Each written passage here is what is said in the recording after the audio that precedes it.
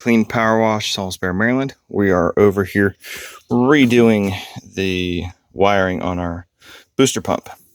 We had a short in the actual line, which caused that to bust or spark, which made that, because it was no longer grounded, cause issues there. We already have removed the GFI there, so that's not an issue, but this actual plug had failed.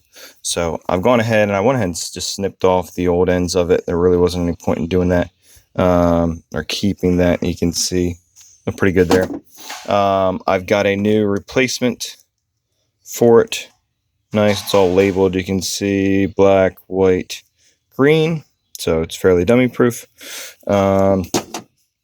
So again, just cut off, and it's just a good idea. You got enough cord on these booster pumps to trim that pretty decently. So I've trimmed it. We've got the green, white, black. We'll get that put into those little areas. I was gonna get to twist it a little bit to make them be a nice fine little wire. This is nice heavy duty cable. Again, this is all from Power Wash Store. This booster pump, by the way, is basically about a year old. It was left outside on a truck for quite a while. It's now obviously in the box.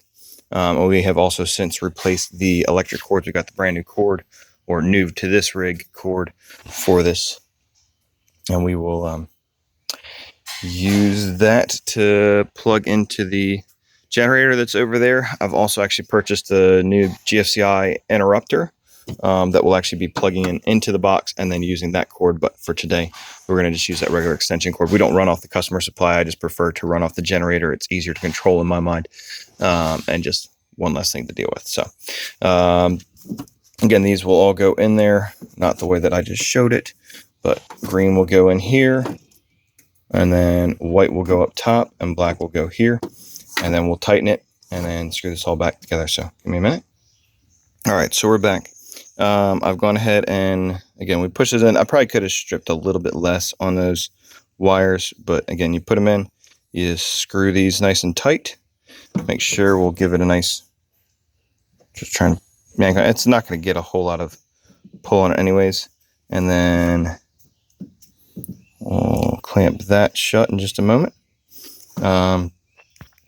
That's pretty much it, guys. I'll actually probably trim that, or pull the sleeve back just a little bit so it'll shut nice and tight.